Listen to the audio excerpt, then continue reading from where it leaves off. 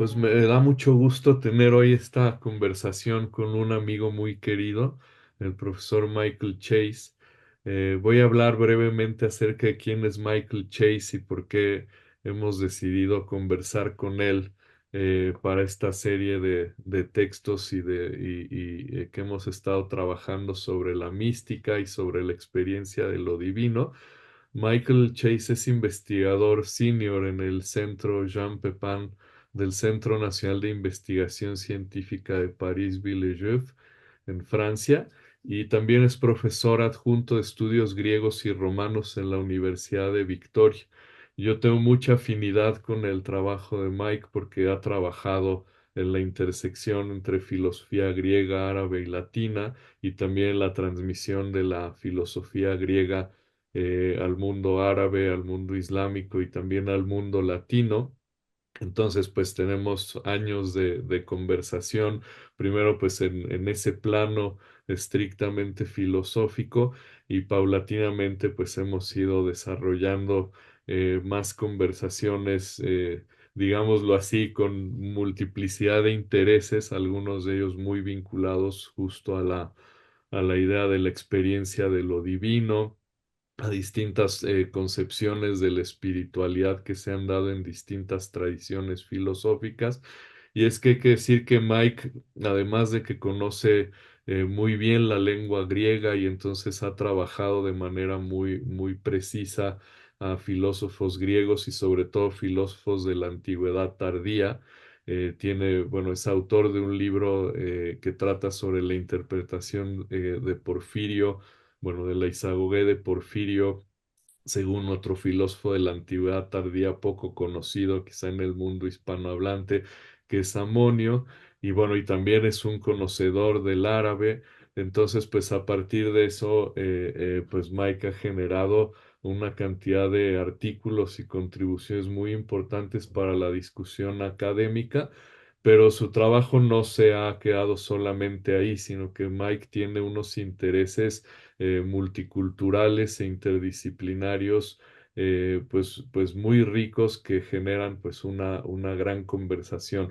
Y uno de los intereses que ha tenido él principalmente porque fuiste discípulo, ¿verdad, Mike? Pierre Sí, Hadot.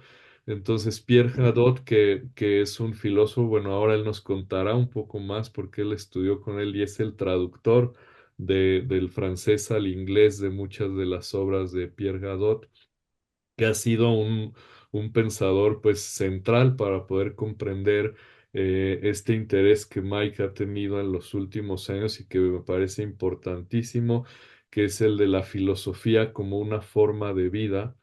Entonces, Mike, ¿qué te parece si abrimos la conversación platicando un poquito de Pierre Hadot y, sí, pues platicar un poco por qué tiene ese interés en la filosofía, en la filosofía como una forma de vida y cómo se conecta esa idea de la forma de vida con su idea de los ejercicios espirituales para que paulatinamente nos vayamos moviendo hacia estas ideas de espiritualidad, misticismo, ¿no? Y un poco al final hablemos de cómo has visto tú que eso se vincula con algunas vertientes de la ciencia contemporánea.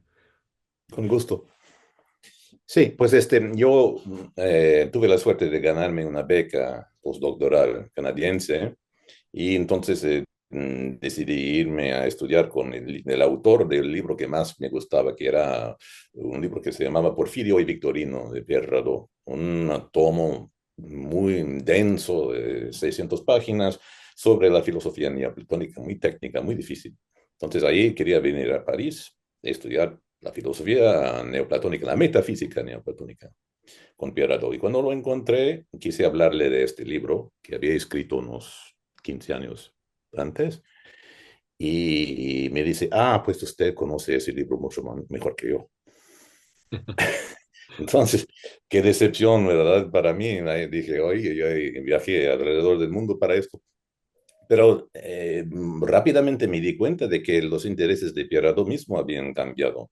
Desde este interés en lo más, la teología, la metafísica más alta y complicada, hasta los filósofos helenísticos principalmente, y sobre todo en un esfuerzo para ver qué son las doctrinas de estos filósofos que se pueden aplicar de la vida hoy en día. ¿Cuáles filósofos antiguos podemos retirar o analizar o derivar una filosofía que nos puede ayudar hoy en día a vivir una vida más plena, más feliz e incluso más intensa, según Pierrot?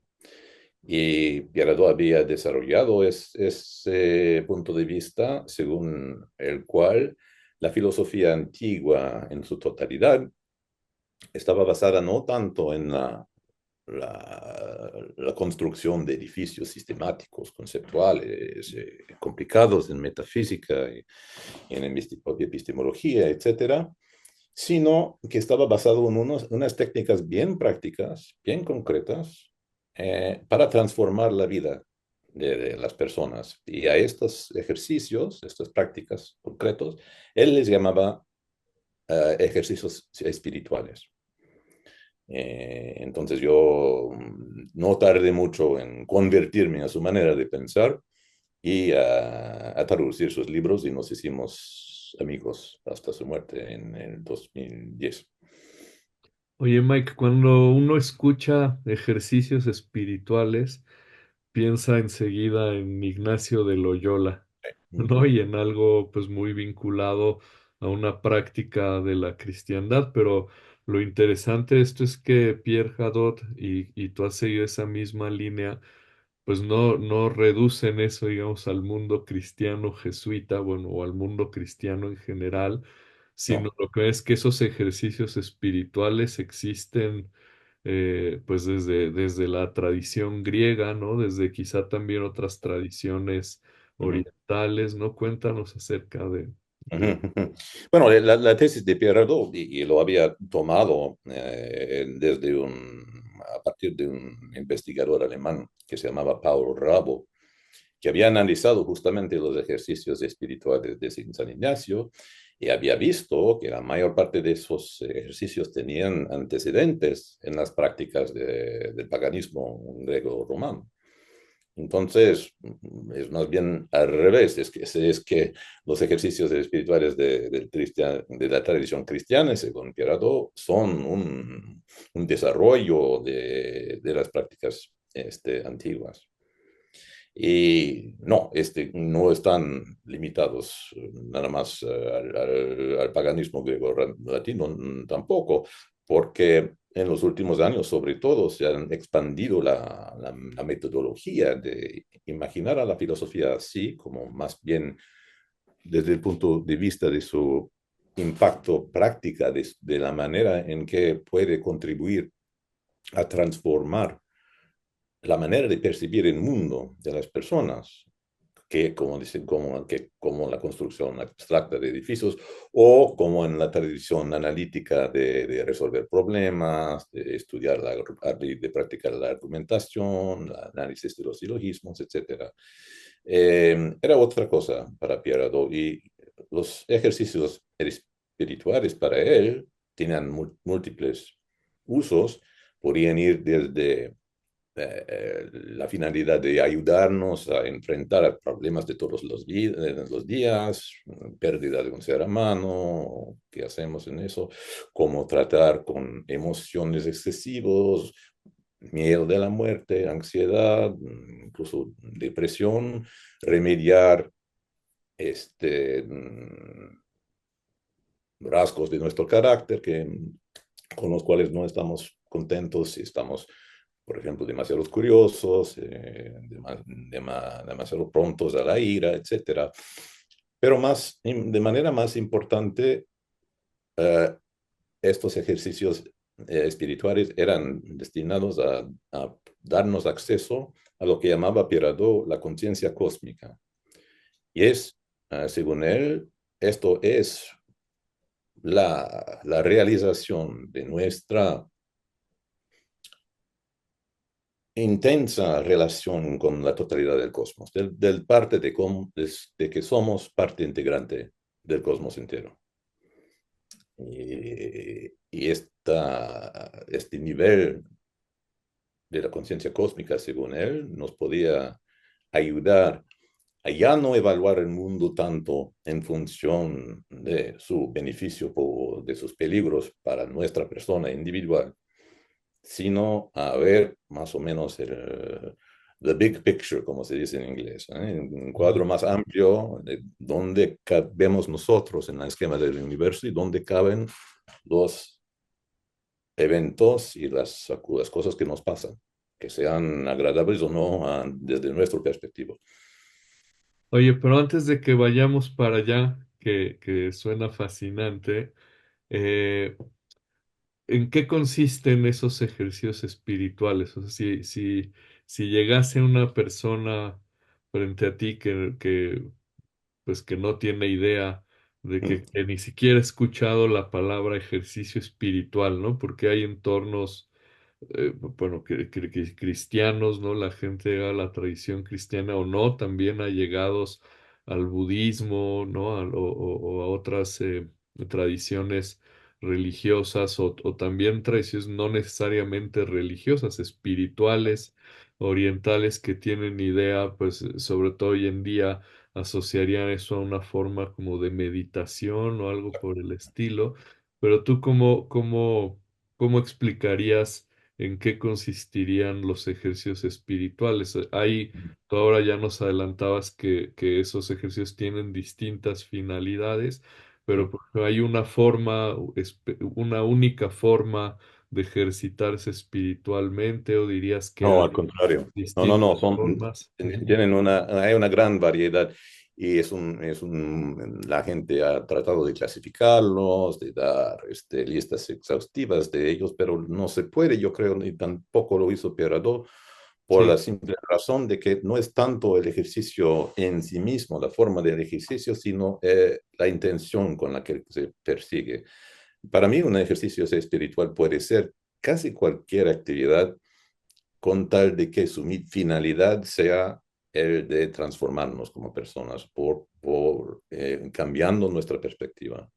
Pueden ir, por ejemplo, desde técnicas muy específicas como la mirada desde arriba, en que si nos sentimos sumergidos por nuestros propios problemas, entonces nos hemos de elevar por la imaginación hasta vernos en nuestro cuarto, elevarnos por mi imaginación un poco más alto, ver nuestra casa, nuestra cuadra, la ciudad, la provincia, la del país, el continente, etcétera, la tierra entera.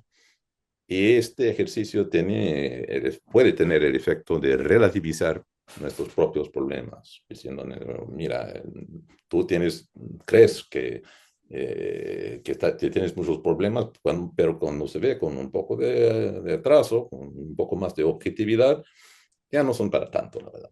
O sea, todo es relativo. Pero también pueden ser, entre los diferentes ejercicios espirituales, pueden ser cosas como poner atención a todo lo que uno hace durante el día. Pueden ser cosas como la conversación filosófica.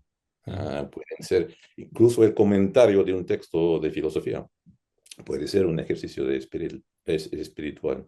Todo es cuestión de la actitud con la cual uno lo hace. Ya, y una persona pues que está fuera como de ese contexto filosófico o bueno, o justo lo que decías, alguien que no tiene pues ese hábito de conversar filosóficamente, sino que tiene una actividad totalmente distinta.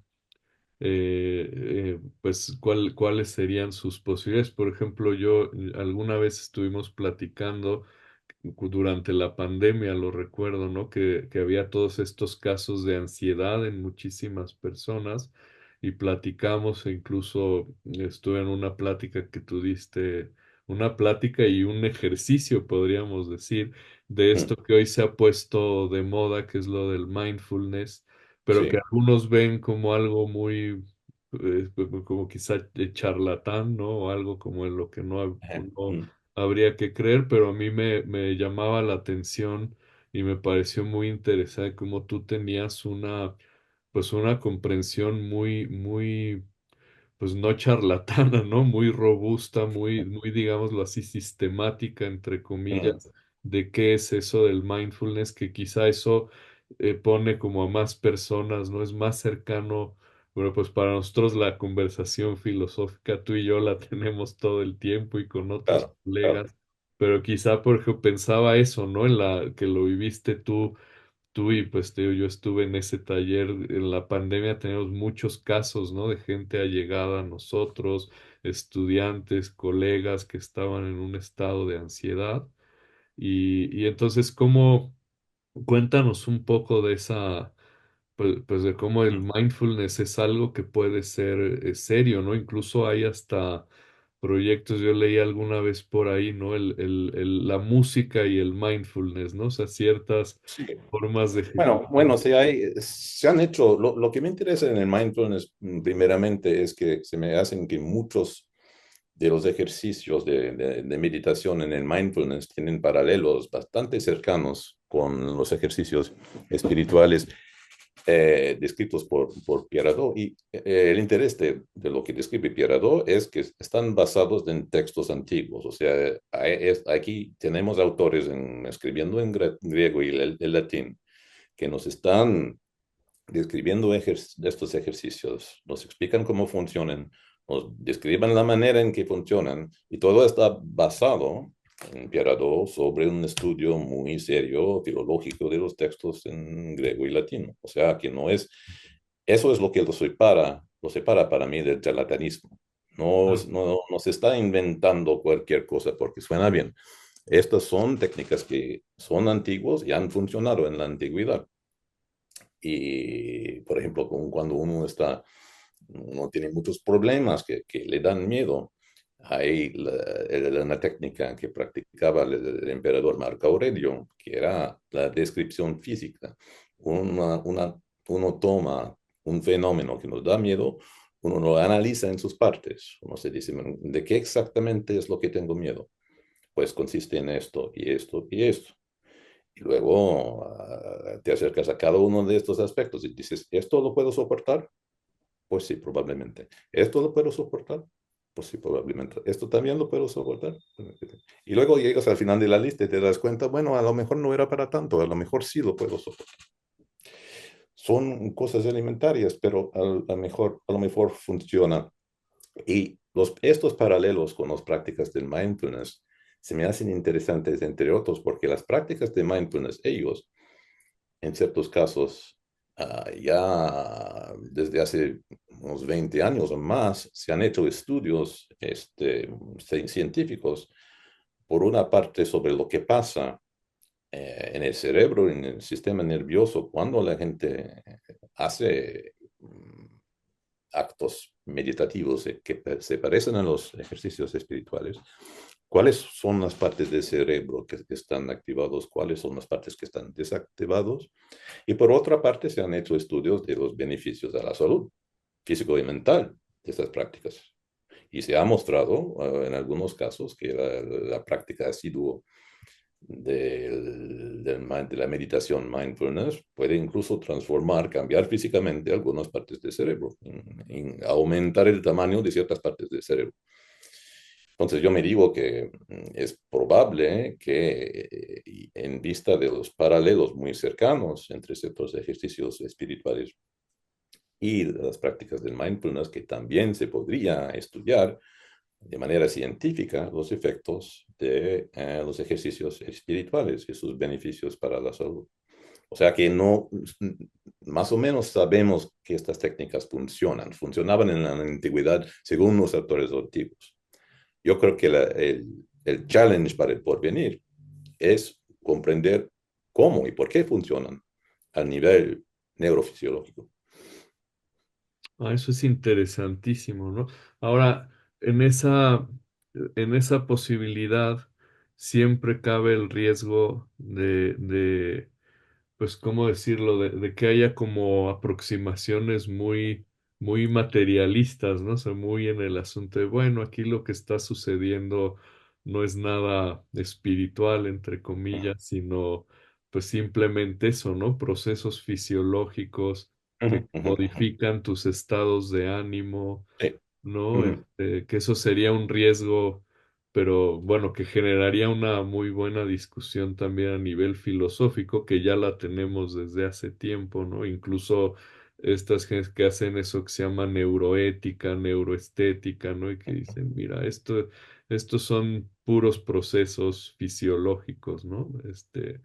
Sí, pero yo no creo que ese aspecto del estudio de estos asuntos sea exclusivo del otro. O sea, yo creo que para mí no se trata de reduccionismo. Ajá, Yo creo que, por ejemplo, podemos estudiar desde el punto de vista científico, neurofisiológico, qué es lo que pasa en nuestro cerebro, cuando vemos una rosa. ¿Cuáles son los procesos fisiológicos de eso? Y cuando estudiamos eso, la existencia objetiva o no de la rosa no nos importa, la verdad. O sea, lo que estamos viendo son los procesos fisiológicos. Igual, yo creo que cuando estamos en un estado de meditación o incluso en una visión de lo divino, una experiencia extática o lo que se llama en inglés un peak experience. ¿Qué es ujú. lo que pasa en el cerebro? Eso se puede estudiar. Y se puede estudiar, según yo, independientemente de la cuestión de que hay algo en la realidad disque objetiva que corresponde a esta experiencia o no. Para mí son dos preguntas muy diferentes. La ciencia, por una parte, estudia los procesos neurofisiológicos. La metafísica, la religión, etcétera, por otra parte, y de manera más bien complementaria que exclusivo, estudia la pregunta de que existe algo en la realidad objetivo que corresponde y causa esta experiencia o no. Son dos preguntas separadas para mí. Sí, sí, sí. Y ahora, retomando algo que decías antes, que nos va a permitir también discernir distintas preguntas y formas de aproximarnos tanto a todas estas experiencias de tipo espiritual como a nuestra forma de ubicarnos en el mundo. Tú decías hace un momento que estos ejercicios espirituales, deja ver si lo puedo repetir bien, pero decías que conducen como una forma de conexión con el universo, con el En el cosmos. mejor de los casos, sí. Y decías, bueno, y ahí uno se revela con esa big picture, ¿no? Que decías como esa gran imagen general de todo el orden cósmico o algo por el Eso. estilo. Y yo sé que eso tú también lo has vinculado, y ahí quiero, pues son como dos preguntas justo para seguir esta línea de discernimiento. Eso tiene por un lado, y ahora tú lo decías al final cuando usaste las palabras experiencia de lo divino, ¿eso tiene alguna forma de relacionarse con eso que conocemos como experiencias místicas, por un lado? Y lo otro es que tú también has explorado voy a permitir usar esa palabra, esa revelación cósmica, ¿no? Eh, eh, Tiene también unos puntos en común con aspectos que ha revelado o que ha encontrado la ciencia contemporánea. Entonces, quisiera si nos Sí, puedes platicar un poco de la sí, relación eso, ¿no? Con lo místico, claro. lo científico. Pero si permites, voy a regresar otra vez al ejemplo de Pierre Hadot. Pierre Hadot, siendo joven, tuvo un par de experiencias en donde estaba observando el cielo nocturno y las estrellas y de repente experimentó una sensación de unión con todo. Ujú, Una experiencia que no fue, según él, solamente placentero. Eso era una extraña combinación, según él, de exaltación y de miedo. Y una experiencia muy, muy singular. Y pasó, yo creo, el resto de su vida tratando de investigar en la literatura, primero filosófica y luego religiosa también, otras descripciones de estas experiencias en busca de cuál podría ser la esencia y las causas de esta experiencia. Esta experiencia de unión con el todo, que Freud famosamente lo había llamado la experiencia oceánica, Ujú, ¿no? Y lo había tratado de explicar como un regreso atavístico al útero materno, etc. Ah, pero de hecho se ha mostrado, yo creo que hay experiencias así en muchas culturas y entre gente religiosa y no religiosa y entre gente con mucha educación y con ninguna educación. Y hay ciertos rasgos que unen todas esas experiencias de manera transcultural y transhistórico. Hay un sentimiento de la unión entre todas las cosas. Hay una disminución de la distinción entre sujeto y objeto. Hay una desaparición del miedo, de la muerte en particular. Hay una sensación a veces de que todo está ya de una vez salvado, escatológicamente. ujú. Ah, y hay un sentido muy frecuentemente de compasión para todos los seres vivientes.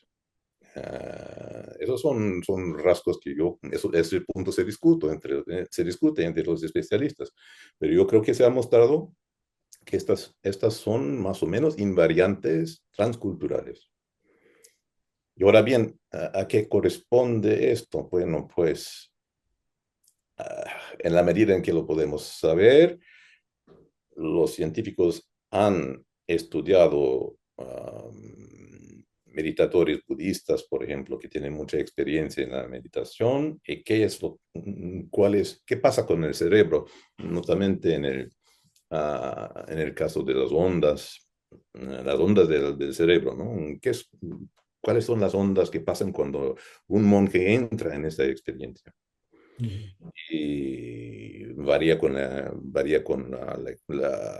experiencia, los años que lleva de práctica y muchos otros factores, pero creo que se ha avanzado bastante en ese campo que ahora es el tema de toda una disciplina que se llama estudios contemplativos. ujú. Y se está practicando, ya llevo unos 20 años como disciplina y está avanzando bastante, la verdad. Estudios contemplativos. Sí. Bien. Y tiene este enfoque que dices multicultural, multirreligioso, Totalmente, totalmente. ¿no?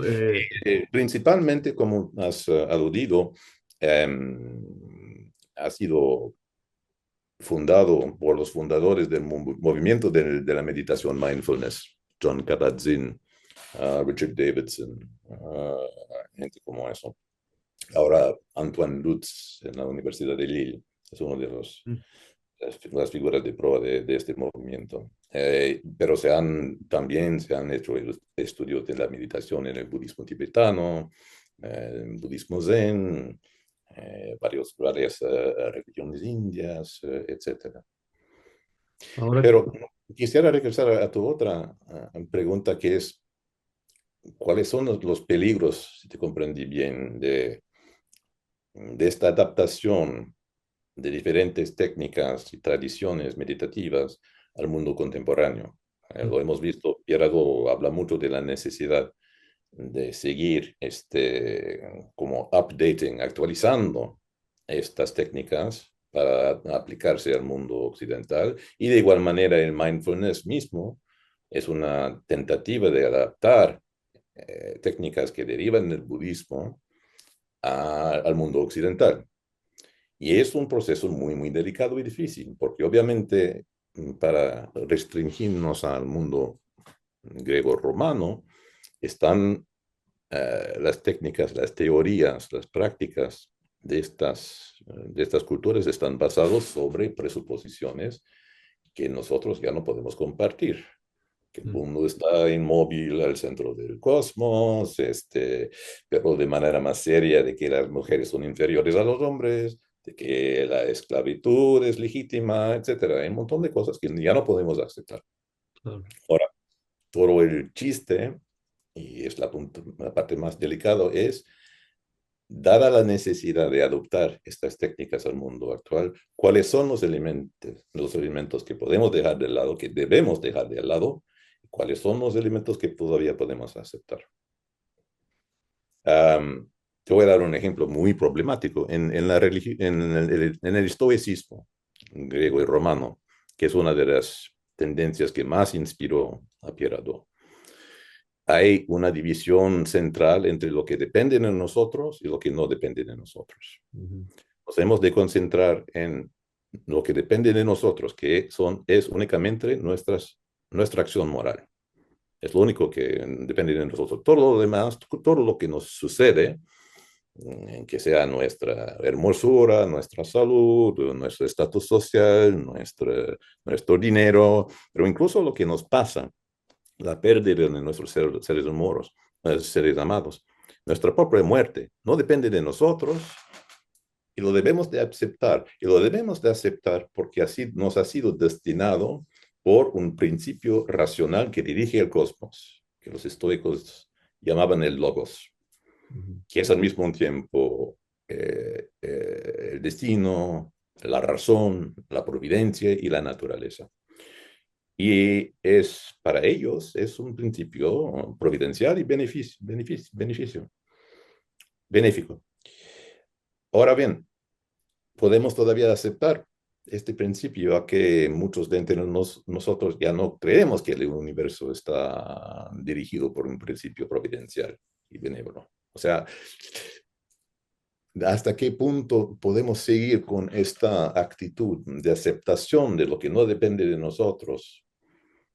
Y no solo de aceptación pasivo, a veces se figura uno en el estoicismo como eso, como una restricción de, ay, no hay nada que hacer, lo tengo que soportar. No, según Pieradot, aún cuando nos pasa algo trágico, aparentemente, algo muy desagradable, no solamente lo tenemos que aceptar, sino lo tenemos que amar, lo tenemos que querer, necesitamos desear que pase, incluso las cosas malas. ¿Podemos aspirar a sentirnos así en la ausencia de este presupuesto de una providencia benéfica? Es un problema muy espinoso y mucho. difícil. Mucho, aun cuando puede sonar muy razonable que en efecto, aunque uno no crea en algo providencial o tenga una visión determinista, yo creo que, por ejemplo, en la actualidad el estoicismo se ha vuelto muy popular porque efectivamente parece que hay cosas que ya no están en nuestras manos, ¿no? Independientemente de si son providenciales, azarosas, etcétera, pero que sí parecería que digamos que el rango de acción que tiene uno sí tiene ciertas limitaciones y que de pronto uno tiene preocupaciones frente a las que pues no puede hacer nada porque no están en tus manos, ¿no? ¿Qué Sí, pero piensas? me temo que a veces en este estoicismo moderno, Sí, el- los que dirigen este movimiento han tomado la decisión de enfatizar ciertos elementos del estoicismo y dejar a otros elementos de lado. Es necesario, pero el resultado a veces es una actitud que como que la gente cita a Marco Aurelio para sí. justificar una manera de vivir que básicamente consiste en decir, yo voy a hacer lo que me da la gana y no me tengo que preocupar de lo que piensen los demás.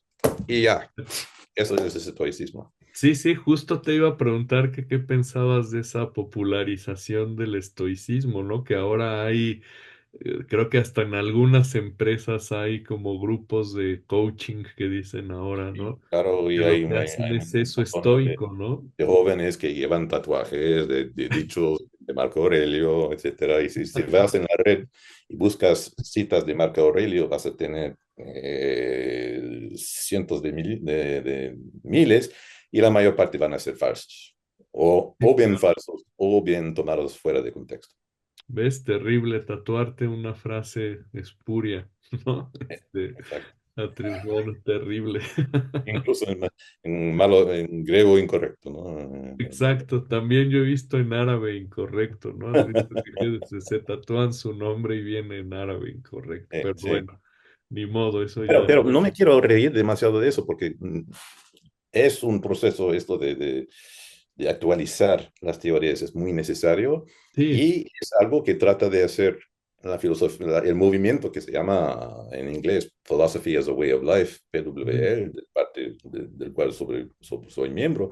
Y una de nuestras metas es justamente democratizar la filosofía, popularizar la claro, filosofía, claro, difundir la filosofía y hacer que no sea ya el dominio nada más de filósofos profesionales, académicos, hablándose los unos y los otros en un lenguaje que nada más ellos pueden comprender, y escribiendo artículos en periódicos que nada más ellos pueden descifrar. No, no, no, yo sí. creemos profundamente que la filosofía debe de ser algo que tiene un papel en la vida de gente de todas las profesiones y orígenes. Sí, no, Pero ¿cómo incluso, hacerlo? Es la cuestión delicada.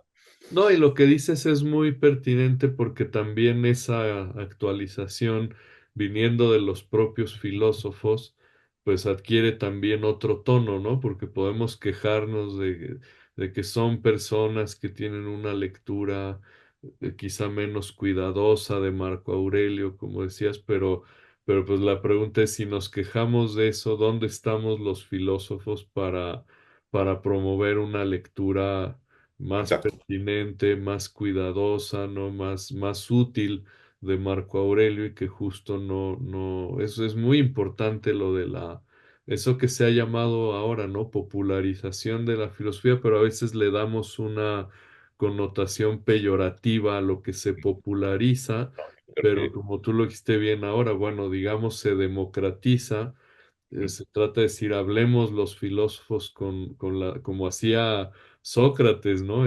Con las personas de la calle, con las personas que están en su vida ordinaria y que puedan darse cuenta que la filosofía también puede ser importante, aunque ellos no estén en la academia ni escribiendo papers, ¿no? Como dices, yo, sino que yo- eso es la filosofía como forma de vida, ¿no?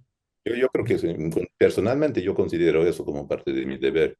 Y creo que una manera de hacerlo es, parece relativamente sencillo y es comunicar con la gente y escribir de manera clara, accesible Totalmente, a todo el mundo. O sea, eso se puede hacer, con un poco de esfuerzo, pero claro. no está valorizado en nuestros círculos suficientemente. Sí, todavía no, pero bueno. Oye, pero está pendiente, vamos ahora a eso, a la relación con la ciencia contemporánea. Tú has trabajado Ujú, ujú, bastante acerca pues, de cómo habitualmente se creía que este asunto de los ejercicios espirituales, todo lo que hemos hablado hasta ahora, pertenece como a un ámbito intuitivo, no racional, entonces no explica de manera adecuada, o sea, si eso decir, hay una conexión con el cosmos, quizá para muchos sectores científicos sonará como que, bueno, pero esa es una intuición, pero la ciencia es descriptiva, demostrativa, te explica los fenómenos con precisión, con objetividad y no como este asunto de cómo me conecto con el mundo, ¿no? ujú. Pero tú has explorado que varios planteamientos de la ciencia contemporánea no están lejos pues de esta, digamos, de esta aproximación, pues más, pues sí, dirías intuitiva, ¿concederías ese término para Pues hablar? a lo mejor intuitiva, sí, pero yo me he interesado, entre otros, a los escritos de algunos de los fundadores de la mecánica cuántica en los años Sí, 20 y 30 en Alemania en particular. Y hay uno en particular que fue estudiante y colega de Heisenberg, que se llama Carl Friedrich von Weizsäcker, que no solamente era físico, pero en la última parte de su carrera se convirtió a la filosofía y escribió mucho de filosofía. Y él consideraba, por ejemplo, que la mecánica cuántica, de ciencias en general, y la meditación por otra, son dos métodos para alcanzar, para buscar y en el mejor de los casos alcanzar la misma verdad. Son dos senderos complementarios, pero no exclusivos, para llegar a tener alguna intuición de cuál es la realidad última de qué estamos hablando. Y por una parte me empecé a interesar en esto, buscando y encontrando algunos científicos contemporáneos de los más prestigiosos que no niegan al valor de la filosofía, que para ellos la filosofía es necesario para el buen desarrollo del pensamiento científico. Por ejemplo, Weizsäcker mismo dice, adoptando la teoría de Thomas Kuhn, según el cual la ciencia no procede de manera gradual, con progreso ininterrumpido, sino que hay el reino de un paradigma y funciona bien durante un rato, desarrolla contradicciones que se hacen de más en más graves, y luego hay un cambio brusco de paradigma y los científicos imaginan el mundo de manera diferente, con reglas diferentes. Y para von Weizsäcker, esta ciencia normal que pasa dentro de un paradigma dado, para los científicos la filosofía no les sirve para nada. Mm. Tengo alguna experiencia en eso. Mi esposa es científica y te puedo asegurar que la mayor parte de sus colegas no pasan su tiempo pensando en cosas filosóficas.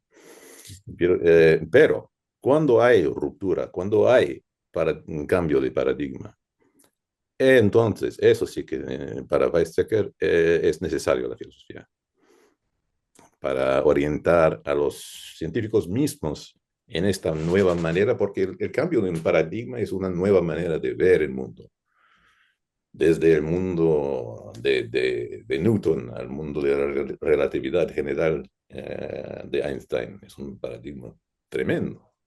Desde la física macroscópico hasta la física cuántica es un cambio otro tremendo. ¿Por qué? Se han cambiado las presuposiciones más básicas, las reglas más básicas que anteriormente nadie cuestionaba porque eran tan obvio. Pues parece ahora, hoy en día, que estas presuposiciones no son tanto falsos, sino restringidos a ciertos sectores de la realidad. Pero cuando se trata de estudiar lo macroscópico en escalas infinitos, casi infinitos del universo, de lo más grande, y lo muy, muy chiquito, el reino microscópico, pues esas reglas ya no aplican y hay que descubrir cuáles son las reglas que aplican a estos métodos, a estos dominios. Ahora, déjame hacerte quizás una última pregunta. Ahora que si son dos vías complementarias, ¿no? Decía, pero en qué sentido, de qué manera serían complementarias, dado que pues uno podría creer que alcanzan conclusiones distintas, ¿no? Y a lo mejor ahora que escuchaba lo que decías de lo macro y lo micro, pues es decir, un plano donde parece que ya no tenemos esa experiencia directa o empírica, ¿no? Con la realidad. Parecería que lo que se parecen es que llegan al final como hacia un plano que ya no se nos revela a los sentidos y que entonces tenemos que empezar a elaborar de otra manera. Pero ¿cómo dirías, cómo plantearías tú pues Pues esa mira, esa complementariedad? es otra idea que le interesaba mucho a Pierre Radot, que fue el primer traductor en francés y el primero en estudiar en Francia a Wittgenstein. Mm, Y uno de los conceptos muy importantes para él en Wittgenstein los límites del lenguaje y los límites del pensamiento. O sea, que nuestros sentidos y nuestro pensamiento discursivo la evolución los ha desarrollado para facilitarnos la vida en el mundo de todos los días, o sea, en el mundo mesoscópico, ¿no? Entre lo microscópico que no podemos ver y el macroscópico. No podemos ver tampoco nuestras mentes funcionan como para permitirlos sobrevivir en este mundo. Y sí, lo hacen muy bien, perfectamente bien. Pero nuestras mentes a lo mejor no están preparados para comprender a estos reinos de lo muy chiquito y lo muy grande. Y es un poco normal, porque no, ¿para qué lo van a hacer? La evolución no se interesa estas reinas, no nos necesitamos para sobrevivir en la vida de todos los días. Y los fundadores de la mecánica cuántica, por ejemplo, descubrieron rápidamente de que las antiguas presuposiciones de las leyes de la naturaleza que funcionan por causa y efecto, y que una cosa no puede estar en el mismo tiempo en dos lugares diferentes y todas las leyes así, pues a lo mejor no se aplican al mundo de la mecánica cuántica, al mundo, al reino de la microscópica. Y esto nos implica, me lleva a lo que a mí me interesa y interesa también a nuestro colega Andrés Laux, a la idea de la modestia epistémica. O sea, Ujú, de que hay ciertas cosas, ciertos dominios de la realidad que nuestras facultades racionales son aptos para concebir perfectamente, agarrar, manipular, comprender, explicar perfectamente. Eso es casi la totalidad de este reglo, de esta banda media de la realidad, si quieres. Pero hay otros dominios de la realidad, lo muy, muy chiquito, por ejemplo, la materia, en sus constituyentes últimas, si es que tiene constituyentes últimas, y lo muy, muy grande, ¿no? Los espacios más o menos infinitos del universo. No estamos preparados, nuestras facultades eh, no son preparados para comprender, para expresar, para tematizar estas regiones. Y nuestro lenguaje no es adecuado, nuestras categorías mentales a lo mejor no es adecuado. Ahora bien, ¿qué significa eso? ¿Que debemos dejar de investigarlos? No, pero tenemos que ver cuáles, a lo mejor disponemos de otras funciones, de otras facultades que la pura razón discursiva y el lenguaje. A lo mejor hay regiones enteras de la realidad que no son susceptibles de estar expresados claramente en el lenguaje de todos los días, pero que sin embargo existen y son importantes y a lo mejor lo podemos descubrir por otras facultades como lo que has dicho, la intuición, ujú, y quién sabe qué más facultades que se trataría de investigar y de descubrir eventualmente. claro. Oye, Mike, hemos tocado temas difíciles, amplios, etcétera, pero para la audiencia, ¿recomendarías algo para leer? Quizá algo de Pierre Hadot, algo para la gente que comience a interesarse en estos temas o que ya se interese en ellos y que quisiera pues ahondar más. Sé que son temas muy grandes y que hemos tocado muchos. Sí, claro, claro.